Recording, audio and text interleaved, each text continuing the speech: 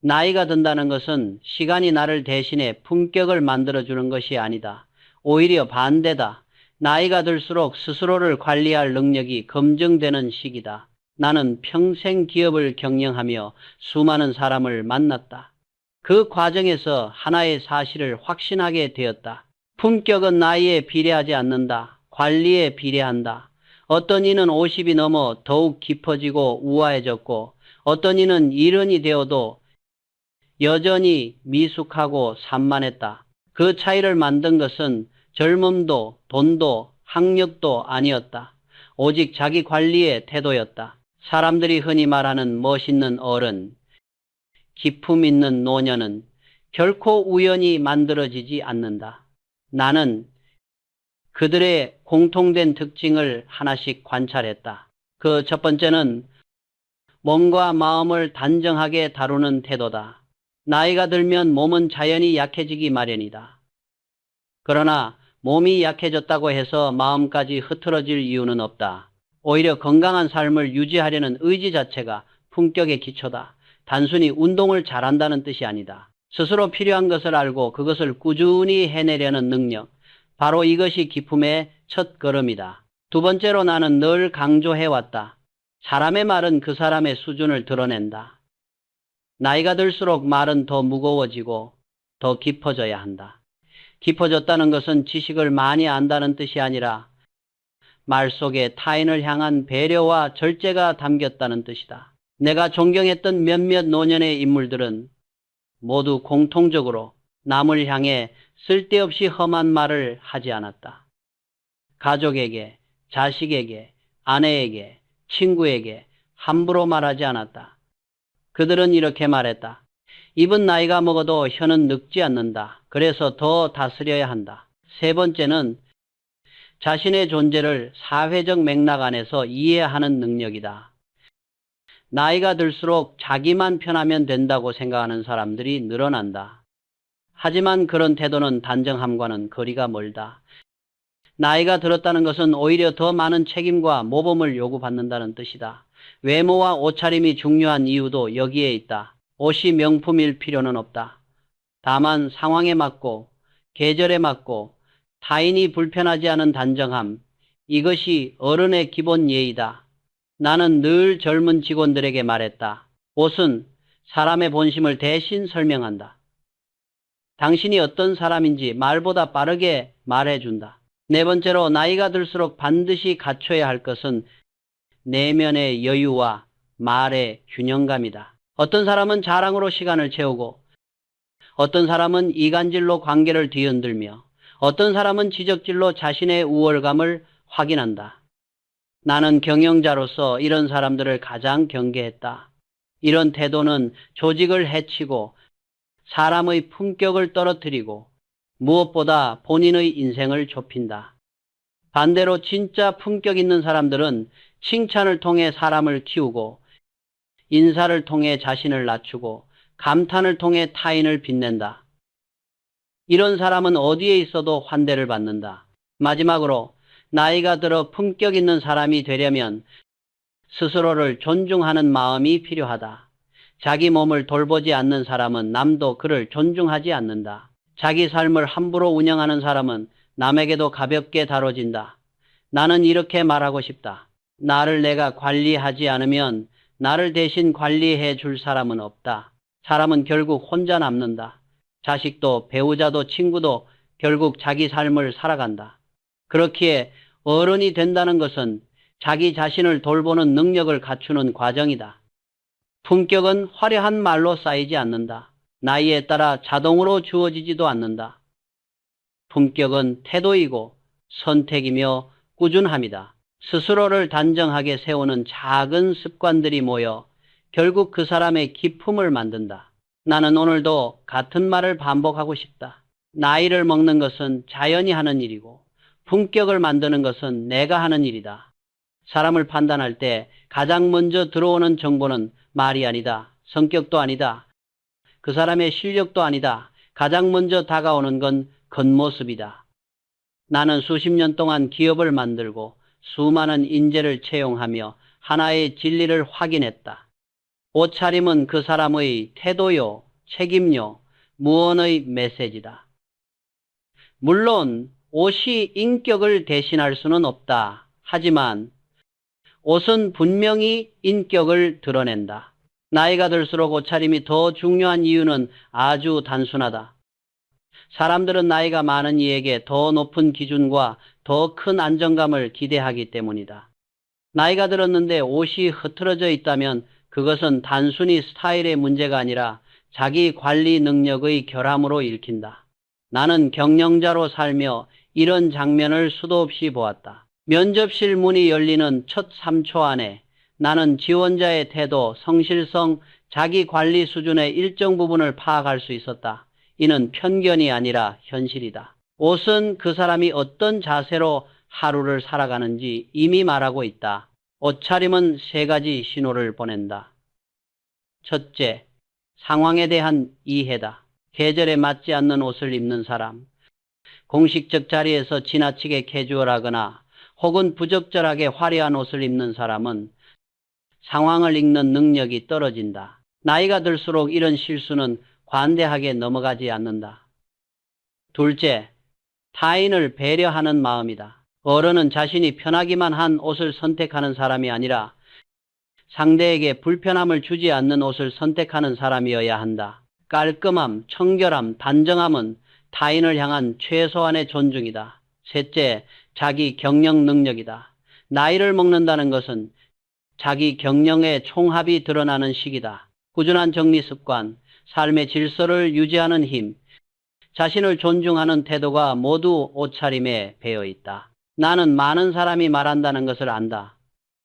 나이 들었는데 뭐 어때? 나만 편하면 되지. 그러나 나는 이렇게 말하고 싶다. 나만 편한 선택은 순간의 편안함일 뿐 장기적으로는 나를 더 초라하게 만든다. 어른에게 필요한 것은 편안함이 아니라 품위 있는 자유다.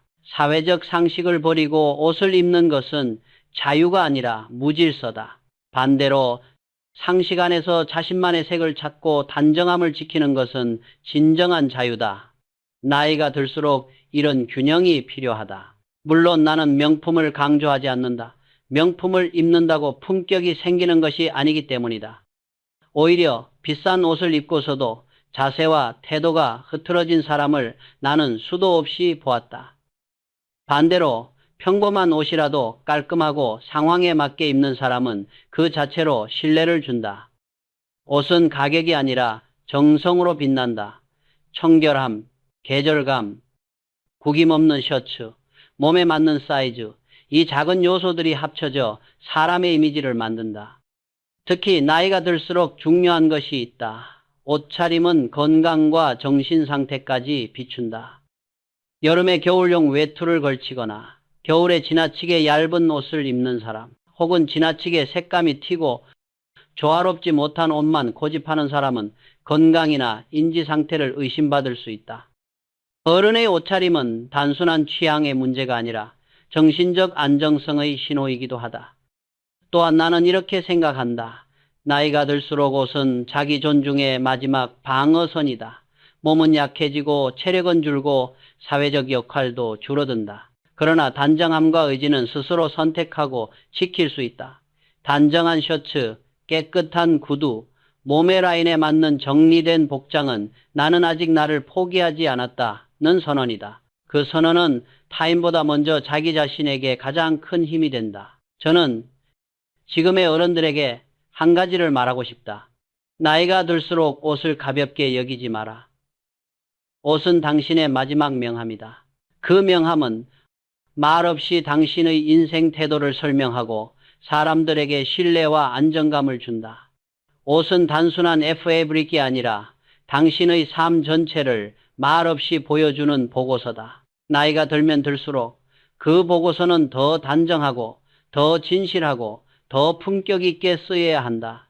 그것이 어른의 최소한의 예의이며 자기 자신을 지키는 방식이다. 사람은 나이를 먹을수록 말이 무거워져야 한다. 젊을 때는 실수가 용납되지만 어른의 말은 실수가 곧 품격의 추락으로 이어진다.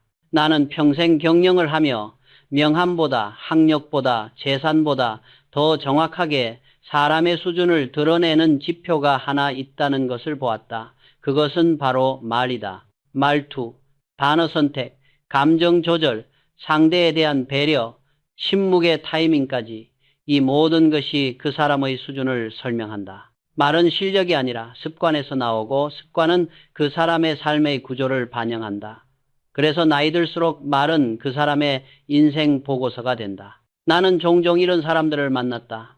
나이는 많지만 말은 가볍고 화는 빠르고 남을 상처 주는 말을 서슴지 않으며 흥분하면 욕설이 먼저 튀어나오는 사람들이다. 그런 사람에게 나는 단 한 번도 품격이라는 단어를 붙인 적이 없다.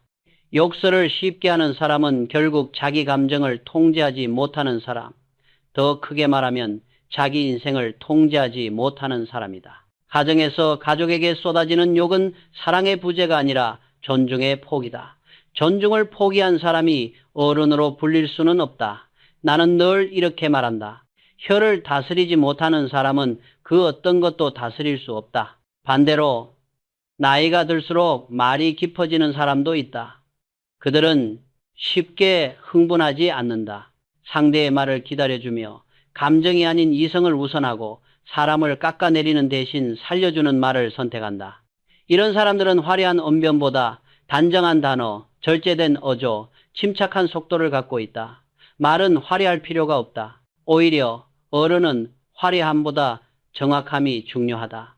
나는 많은 자리에서 실제로 이런 어른들을 보며 배웠다. 그들은 단 한 문장을 말해도 그 말이 사람의 마음을 안정시키고 방향을 제시했다. 왜냐하면 말 속에 평생 쌓아온 질서, 경험, 자기 관리의 흔적이 배어 있기 때문이다. 나이가 들수록 말을 통해 드러나는 품격에는 세 가지 요소가 있다. 첫째, 절제다.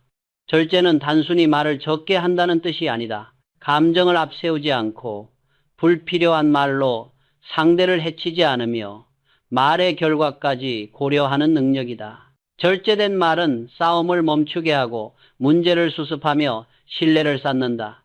둘째, 배려다. 어른의 말에는 상대를 향한 최소한의 존중이 담겨 있어야 한다. 내가 보아온 훌륭한 리더들은 누구 앞에서도 목소리를 높이지 않았고 상대를 무시하는 말을 하지 않았다. 말의 끝을 부드럽게 처리하는 능력은 단순한 매너가 아니라 인격의 훈련이다. 셋째, 치유다. 좋은 말은 사람의 어깨에서 짐을 내려주고 흔들린 마음을 붙들어주며 다시 일어설 힘을 준다. 나이가 들수록 이런 치유적 말 한마디가 더 큰 가치를 가진다. 나는 기업을 경영하며 가장 경계했던 말투가 있었다. 바로 자랑질, 이간질, 지적질이다. 이런 말은 단순한 버릇이 아니라 그 사람의 사고구조, 인간관계 방식, 삶의 태도를 그대로 드러낸다. 자랑질은 열등감을 숨기기 위한 방패일 때가 많고 이간질은 무능함을 감추기 위한 전략이며 지적질은 자신을 크게 보이려는 얕은 시도일 뿐이다. 이런 말을 하는 사람은 결국 주변에서 신뢰를 잃고 조직에서도 멀어진다. 나는 그런 사람을 가까이 두지 않았다. 왜냐하면 품격 없는 말은 사람을 망치고 조직을 망치고 결국 자기 인생을 망치기 때문이다. 그렇다면 어떤 말이 어른을 빛나게 하는가?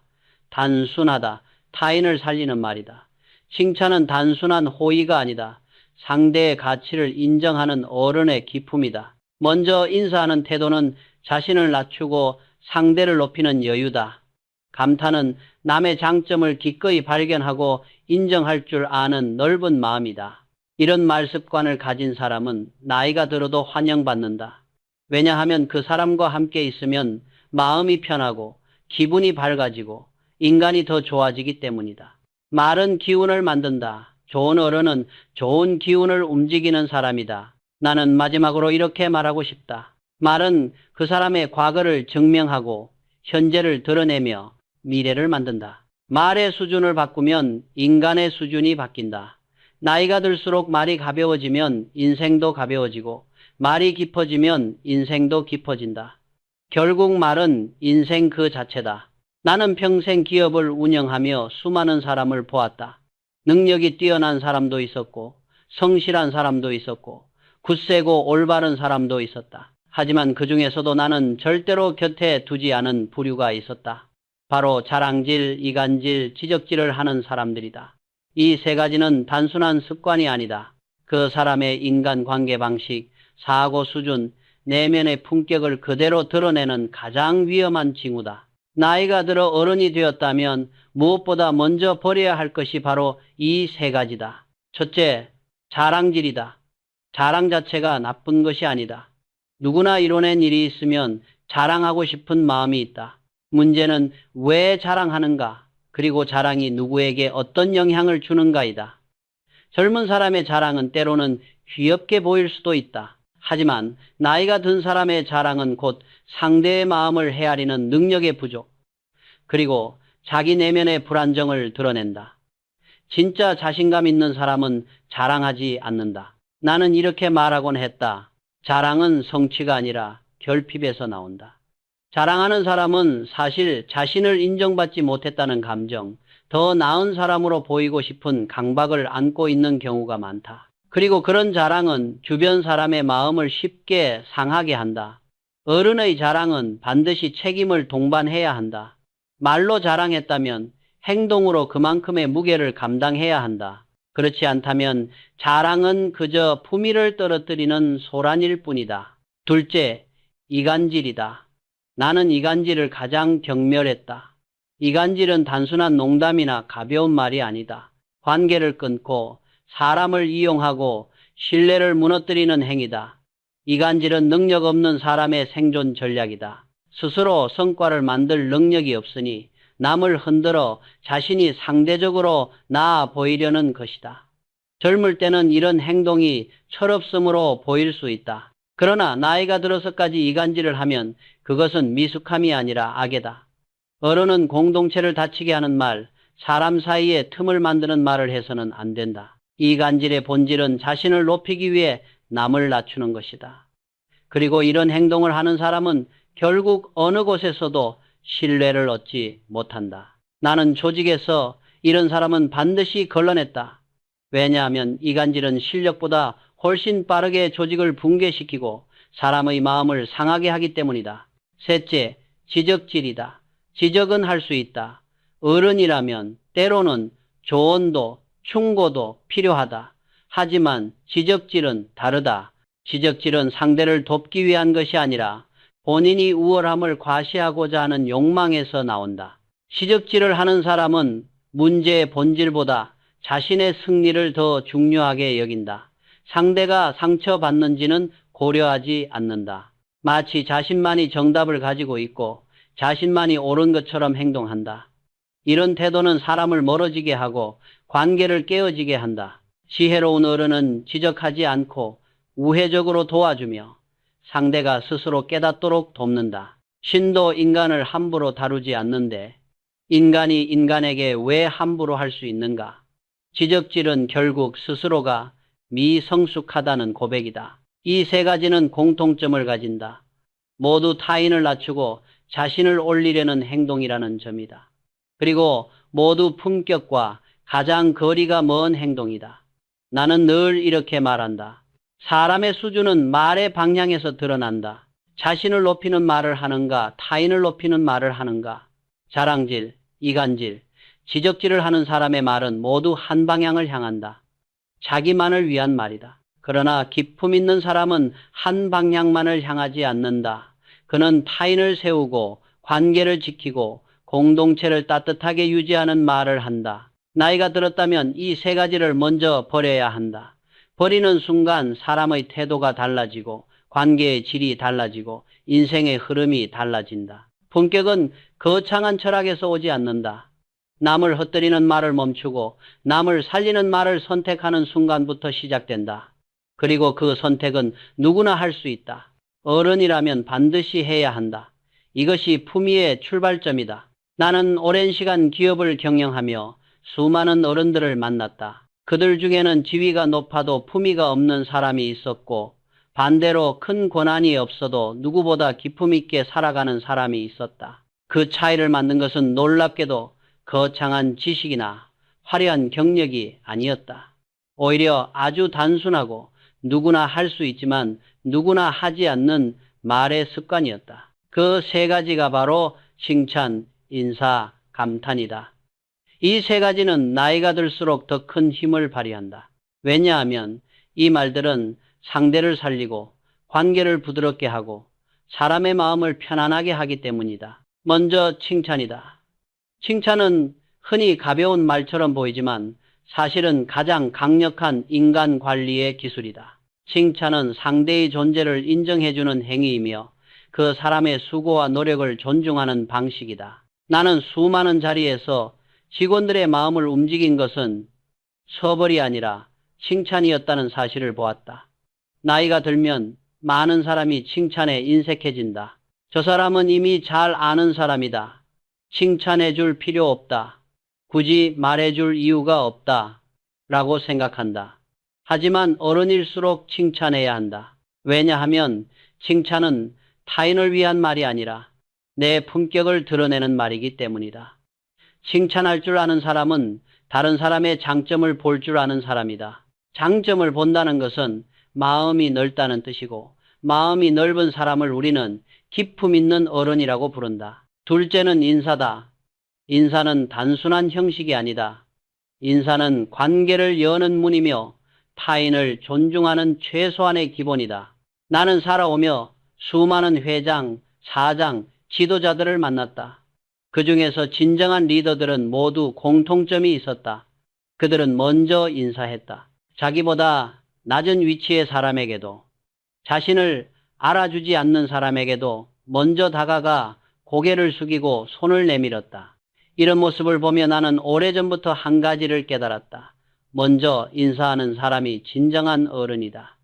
나이가 들수록 인사는 더 무거운 의미를 갖는다. 인사는 교만을 내려놓는 행위이자 타인의 존재를 인정하는 성숙함의 표시다. 먼저 인사할 수 있는 사람은 이미 자신의 내면이 정돈되어 있고 불필요한 경쟁심이나 자존심을 내려놓은 사람이다. 이런 사람에게서는 자연스러운 우아함이 흘러나온다. 셋째는 감탄이다. 감탄은 단순히 잘한다, 대단하다 라고 말하는 것이 아니다. 감탄은 상대의 능력, 태도, 성취를 진심으로 바라보고 진심으로 놀라는 마음에서 나온다. 감탄은 타인을 빛나게 만드는 힘이다. 그리고 이상한 사실이 하나 있다. 타인을 빛나게 하는 사람은 결국 자기도 함께 빛난다.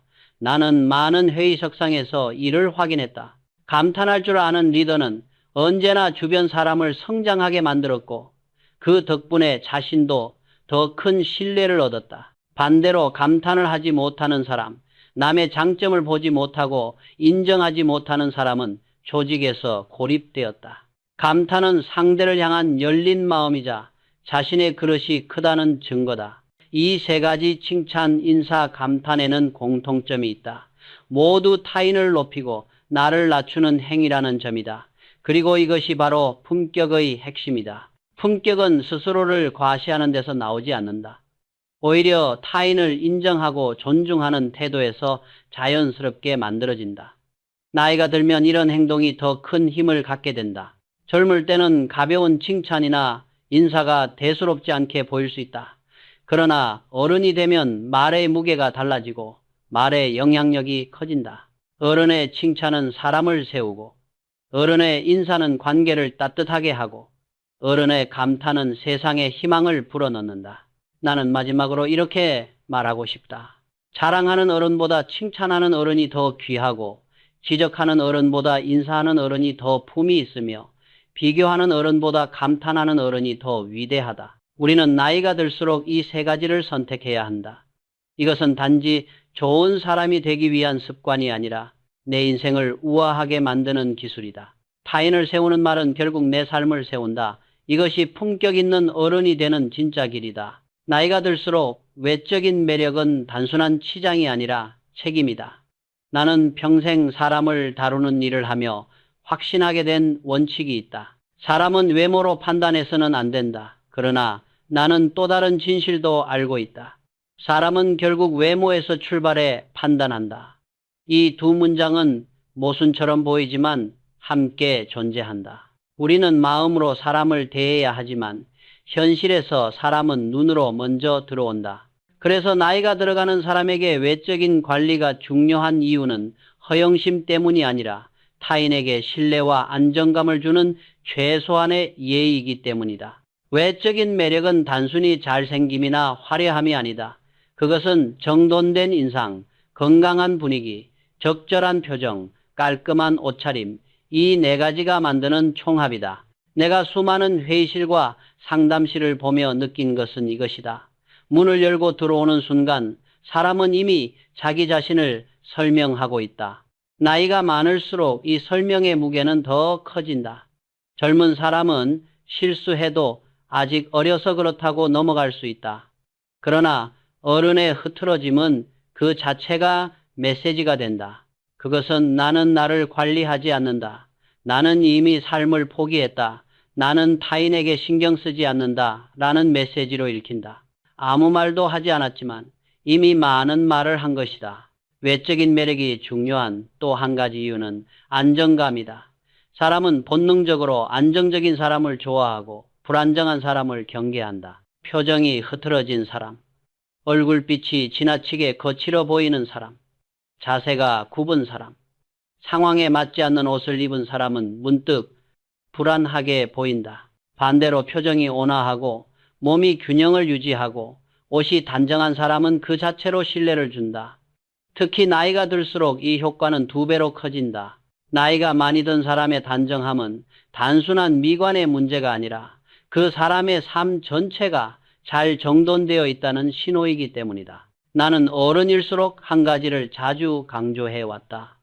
몸가짐은 마음가짐의 결과다. 자세가 정돈된 사람은 마음이 안정되어 있다.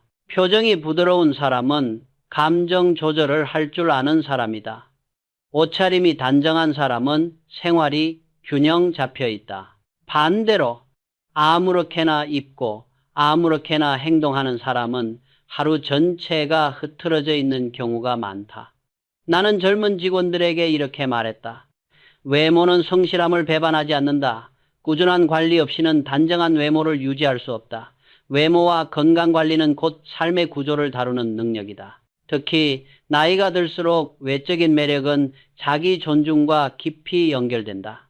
자신을 존중하는 사람은 자신을 함부로 하지 않는다. 씻는 것을 게을리하지 않고 옷을 대충 걸쳐 입지 않고 몸의 변화와 건강 신호를 무시하지 않는다. 외적인 관리를 포기하는 순간 사람은 눈에 보이지 않게 자기 삶도 함께 포기하기 시작한다. 나는 이런 사람들을 많이 보았다. 옷을 신경 쓰지 않기 시작하고 얼굴빛을 관리하지 않기 시작하고 몸의 변화를 무시하기 시작하는 순간 그들의 마음도 약해지고 자신감이 줄어든다. 결국 외적인 무너짐은 곧 내적인 균열로 이어진다. 그러나 외적인 매력을 유지하는 데 있어 중요한 기준이 하나 있다. 보여주기 위한 과도한 꾸밈이 아니라 상황에 맞는 단정한 균형이다. 지나친 화려함은 세련됨이 아니라 불안정함을 드러낼 때가 많다. 반대로 과도한 소박함은 자기 관리를 포기한다는 신호가 될 수도 있다. 어른에게 필요한 것은 절제된 품격이다. 깨끗한 셔츠, 정돈된 머리, 상황에 맞는 옷, 건강한 피부 톤이 4가지만 갖춰도 이미 절반은 성공이다. 결국 외적인 매력은 단순한 미의 문제가 아니라 내가 나를 어떻게 대하는가에 대한 태도다. 나이가 들수록 몸은 자연히 약해지고 외모는 변한다. 그러나 단정함과 품격은 스스로 선택할 수 있다. 외적인 관리는 세상을 위한 것이 아니라 나를 위한 것이다. 나는 이렇게 말하고 싶다. 어른의 외모는 그 사람의 마지막 자기관리 능력이다. 품격 있는 어른은 우아한 몸가짐과 단정한 외모로 세상과 자신을 대한다. 그것이 어른다움의 기본이다. 나이가 들수록 옷을 입는 일은 단순한 선택이 아니라 삶의 태도를 보여주는 행위가 된다. 젊을 때는 옷을 잘못 입어도 개성이라고 말할 수 있다. 그러나 어른이 되면 옷차림은 개성이 아니라 메시지가 된다. 옷은 침묵하고 있지만 그 침묵 속에서 많은 것을 말한다. 그래서 나는 나이 든 사람들이 편하면 됐다, 귀찮아서 대충 입었다 라고 말하는 것을 경계한다. 편한 옷을 입는 것이 문제인 것이 아니라 상황을 고려하지 않는 마음가짐이 문제다. 어른에게 필요한 것은 멋내기가 아니라 균형감이다. 상황에 맞게 입는다는 것은 단순히 격식을 맞추는 일이 아니다. 그것은 내가 어느 위치에 있는지, 어떤 역할을 수행하고 있는지 정확히 이해하고 있다는 뜻이다. 예를 들어 공식적인 자리라면 단정한 색의 자켓과 깔끔한 셔츠가 필요하다. 상대방에게 예의를 갖추기 위함이다. 반대로 산책이나 마트에 갈 때 수트를 입을 필요는 없다. 옷차림은 그 순간의 목적과 맥락을 따라야 한다. 어른은 이런 맥락을 자연스럽게 이해하고 상황에 맞는 옷차림으로 타인을 배려하고 나를 지키고 관계를 부드럽게 만든다. 나는 경영을 하며 상황 감각이 뛰어난 사람과 부족한 사람의 차이를 수없이 보았다. 상황 감각이 뛰어난 사람은 회의 자리에서도 상담 자리에서도 고객을 만날 때도 적절한 옷과 태도로 분위기를 안정시킨다. 그들은 말이 많지 않아도 신뢰를 얻는다. 반대로 상황을 읽지 못하는 사람은 옷부터 삐걱거린다. 중요한 자리에서 무례하게 보일 수 있는 색감이나 패턴을 고르고 편하다는 이유로 기본적인 단정함을 잃는다. 이런 사람은 실력보다 먼저 인상에서 신뢰를 잃는다. 특히 나이가 들수록 옷차림은 정신건강의 일부가 된다. 계절에 맞지 않는 옷을 입는 사람, 구김이 심한 옷을 입고 다니는 사람, 지나치게 화려하거나 비정상적인 조합을 고집하는 사람은 타인에게 정서적 불안정함을 전달한다. 반대로 단정함을 유지하는 사람은 이 사람은 자신의 삶을 잘 관리하고 있다는 인상을 준다. 이것은 단순한 외모의 문제가 아니라 생활의 규칙성과 자기 관리의 힘을 보여주는 신호다. 나는 또 한 가지를 강조하고 싶다. 단정함은 돈의 문제가 아니라 태도의 문제다. 많은 사람들이 오해한다. 나이가 들면 비싼 옷을 입어야 품위가 생긴다고 생각한다. 그러나 나는 경영자로서 확신한다. 비싼 옷이 품격을 만드는 것이 아니라 깨끗함, 정리, 균형이 품격을 만든다. 잘 다림질된 셔츠, 몸에 맞는 간단한 바지, 구두 한 켤레만으로도 충분하다. 중요한 것은 명품이 아니라 정성을 들였다는 흔적이다. 그리고 나이가 들면 두 가지를 동시에 지켜야 한다. 첫째, 사회적 균형이다. 즉, 타인과 조화를 이루는 범위 안에서 선택해야 한다는 뜻이다. 혼자만 지나치게 튀는 색, 과하게 드러나는 장식, 시대와 맞지 않는 스타일을 고집하면 그 사람의 욕망이 오히려 과시되거나 불안으로 보일 수 있다. 둘째, 개인의 자유다. 균형 안에서 개인의 취향을 드러내는 것은 어른에게 오히려 매력적인 요소가 된다. 오래 입어온 코트, 내가 좋아하는 색의 셔츠, 나에게 맞는 니트와 같은 것들이다. 중요한 것은 자유와 무질서의 차이를 이해하는 것이다. 나는 마지막으로 이렇게 말하고 싶다. 옷은 나를 설명하는 가장 조용한 언어다. 나이가 들수록 그 언어는 더 정확해야 한다. 옷을 통해 타인에게 불필요한 오해를 주지 않고 나를 낮추지도 높이지도 않고 상황에 맞추어 조용히 품격을 드러내는 사람. 그 사람이 진짜 어른이다. 나이가 들수록 옷을 신중하게 선택해야 하는 이유는 그 선택이 곧 삶의 태도, 정신의 질서, 관계의 품위를 모두 담고 있기 때문이다. 나이가 들수록 옷을 어떻게 입어야 하는가에 대해 많은 사람이 고민한다. 이 나이에 이걸 입어도 되나? 너무 튄다고 보이지 않을까? 사람들이 나를 어떻게 볼까? 이런 질문은 자연스럽다. 그러나 나는 분명히 말하고 싶다. 나이가 들수록 우리는 더 자유롭게 입어도 된다. 하지만 이것은 무질서하게 입어도 된다는 뜻이 아니다. 어른에게 필요한 자유는 방종이 아니라 절제된 자유, 즉 상식 안의 자유다. 이 균형이 무너질 때 어른의 옷차림은 품격을 잃고 그 사람의 안정성마저 의심받게 된다. 절제된 자유란 무엇인가? 그것은 자기 안의 기준을 잃지 않은 채 취향을 표현하는 것이다. 나이가 들어도 화려한 색을 입을 수 있다. 하지만 그 화려함은 과시가 아닌 자기 정체성의 자연스러운 표현이어야 한다. 가령 빨강이나 노랑 같은 생동감 있는 색도 충분히 어울릴 수 있다. 그러나 그것이 상황과 조화되지 않으면 자유가 아니라 이기적 표현으로 보인다. 어른은 자기 만족만을 위해 입는 것이 아니라 타인과의 관계 속에서 옷을 선택해야 한다. 옷은 결국 사회적 언어이기 때문이다. 나는 종종 이런 말을 들었다. 누가 나한테 관심이나 있겠어? 그러나 실제로는 다르다. 사람들은 내가 생각하는 것보다 훨씬 더 우리를 살핀다. 그들은 우리의 말투를 보고, 표정을 보고, 걸음걸이를 보고, 그리고 무엇보다 옷차림을 통해 우리의 전반적인 삶을 읽는다. 나이가 들수록 옷차림은 그 사람의 정신적 질서와 생활 방식, 건강 상태까지 비춘다. 흐트러진 옷차림은 단순한 무관심이 아니라 나는 나를 관리하지 않는다는 신호로 받아들여질 수 있다. 반대로 적절한 자유와 절제를 갖춘 옷차림은 여전히 자신을 존중하고 있다는 증거가 된다. 또한 절제된 자유는 자기 평가의 결과이기도 하다. 어떤 옷이 나에게 가장 잘 어울리는지 알고 어떤 색이 나의 분위기를 밝히는지 이해하며 어떤 스타일이 내 몸의 변화와 조화를 이루는지 알 때 비로소 자유로운 선택이 가능하다.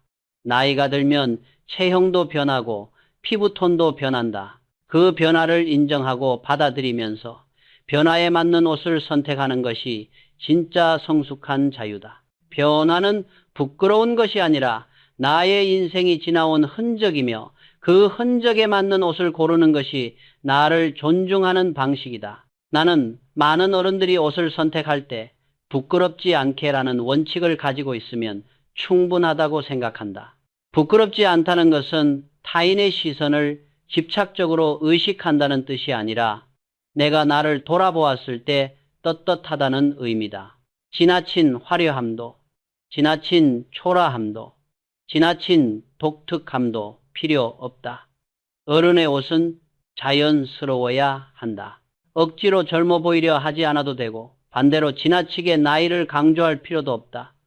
억지스러움이 없는 자연스러움, 이것이야말로 가장 품격 있는 스타일이다. 나이가 들수록 자유롭게 입을 수 있는 또 하나의 이유는 입어보고 싶은 옷을 더 이상 미룰 시간이 없기 때문이다. 우리는 종종 나이가 더 들면 못 입을 것이라는 생각에 많은 옷을 포기한다. 하지만 정작 나이가 더 들면 몸이 불편해지고 체력도 줄어들어 정말로 입고 싶은 옷을 입기 어려워진다. 그렇다면 지금이 바로 그 자유를 누릴 때다. 집에서라도 한번 입어보라. 특별한 날이 아니어도 괜찮다. 자유는 남의 허락을 구하는 것이 아니라 내가 스스로에게 허락하는 것이다. 그러나 자유를 누리는 가운데 절대 잊지 말아야 할 한 가지가 있다. 자유의 바탕은 단정함이다. 단정함을 잃는 순간 자유는 무책임이 된다. 이를 지키는 사람은 어디서나 신뢰를 얻는다. 절제된 자유를 가진 어른의 옷차림은 사람들에게 안정감을 주고 본인에게도 자존감을 준다. 옷은 단순한 생활 도구가 아니라 삶의 질서와 자기 존중의 표현이기 때문이다. 마지막으로 나는 이렇게 말하고 싶다. 나이가 들수록 옷을 두려워하지 말고 또 함부로 대하지도 마라. 자유와 절제의 조화를 이룬 옷차림이 진짜 품격이다. 옷을 통해 나를 억누르지도 말고 과장하지도 말고 흐트러뜨리지도 말라. 나의 나이, 나의 삶, 나의 경험이 자연스럽게 배어있는 옷차림. 그것이 진짜 우아한 어른이 되는 길이다. 나이가 들수록 몸은 자연스럽게 약해진다. 그러나 나는 한 가지 사실을 분명히 말하고 싶다. 몸이 약해지는 것은 자연이 하는 일이고 몸을 지키는 것은 내가 하는 일이다. 젊을 때는 건강이 선물처럼 주어지지만 나이 들어서는 건강이 책임으로 변한다. 이 책임을 방치하면 삶 전체가 흔들리고 이 책임을 기꺼이 받아들이면 삶은 다시 정리된다. 나는 경영자로 살면서 몸을 관리하는 사람과 그렇지 않은 사람의 인생 궤적이 완전히 달라지는 것을 수없이 보았다.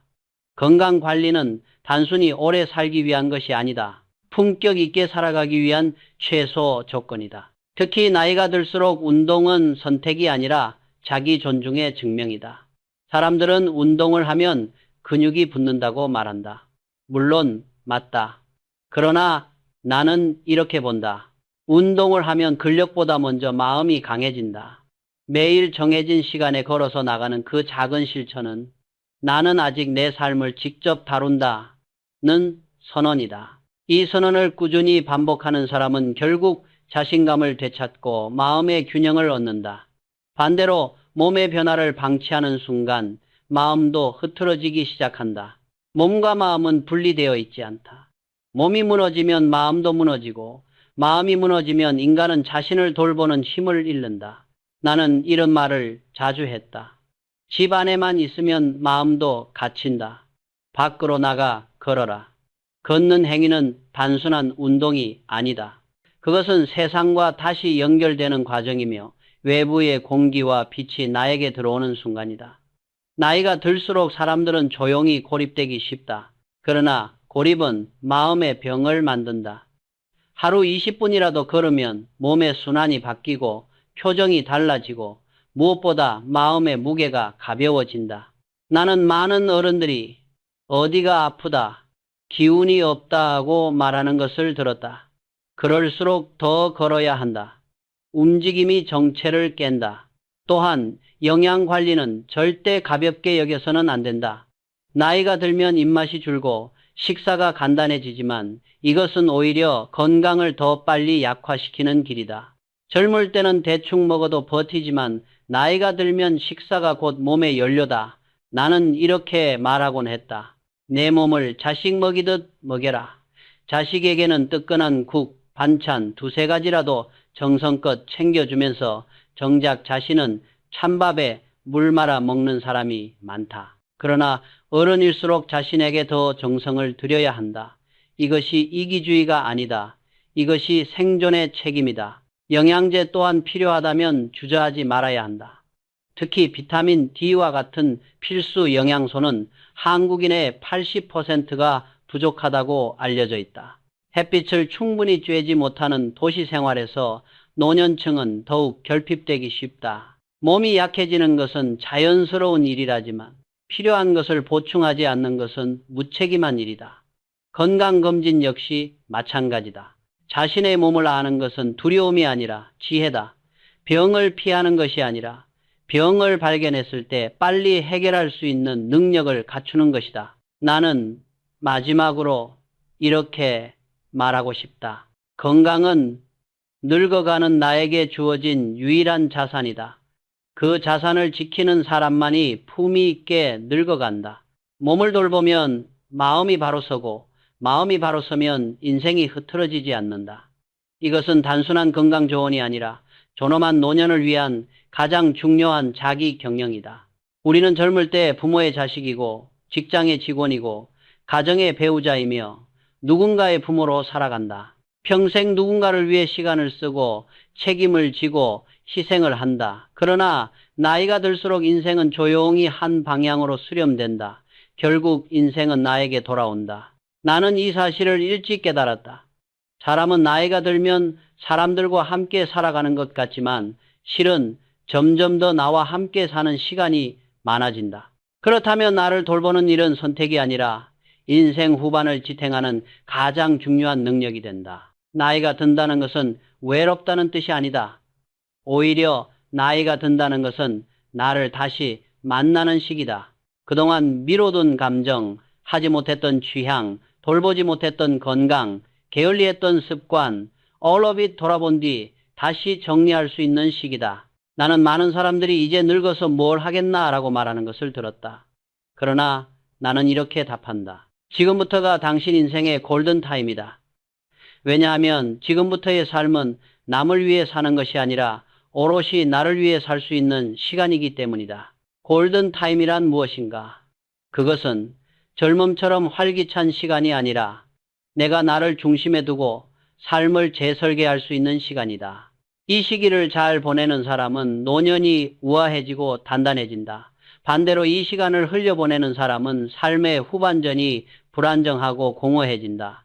그래서 나는 어른들에게 세 가지를 강조한다. 첫째, 스스로를 돌보는 일에 죄책감을 느끼지 마라. 우리는 평생 타인을 위해 살아왔다. 자신의 몸을 챙기고 맛있는 음식을 해먹고 운동을 나가고 좋은 옷을 입는 것은 이기주의가 아니라 회복이다. 내가 나를 챙기지 않으면 누구도 나를 제대로 챙겨줄 수 없다. 둘째, 작은 질서를 회복하라. 나이가 들수록 무너지는 것은 에너지가 아니라 질서다.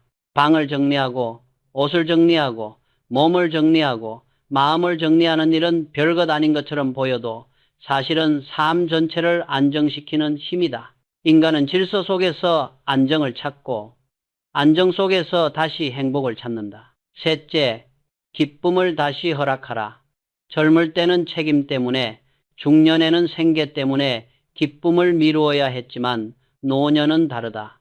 이 시기는 새로운 취미를 시작하고 오래 하고 싶었던 일을 해보고 입고 싶었던 옷을 입어보고 배우고 싶었던 것을 배우는 시기다. 나는 많은 어른들이 이 나이에 무슨 이라고 말하는 것을 보았다. 그러나 나는 이렇게 말하고 싶다. 나이는 핑계가 아니라 이유다. 지금 하지 않으면 언제 하겠는가? 결국 인생 후반의 품격은 단순히 오래 사는 데서 오는 것이 아니다. 그것은 어떻게 나를 관리하며 살아가는가에서 결정된다. 나이가 들수록 우리는 더 자유롭고 더 깊고 더 단단해질 수 있다. 인생은 끝이 아니라 형태가 바뀌는 시기일 뿐이다. 그리고 그 형태는 내가 어떻게 나를 대하느냐에 따라 달라진다. 나는 마지막으로 이렇게 말하고 싶다. 품이 있는 노년은 준비된 사람에게만 온다. 그러나 그 준비는 지금 당장 아주 작은 습관에서 시작된다. 지금부터가 바로 그 골든 타임이다.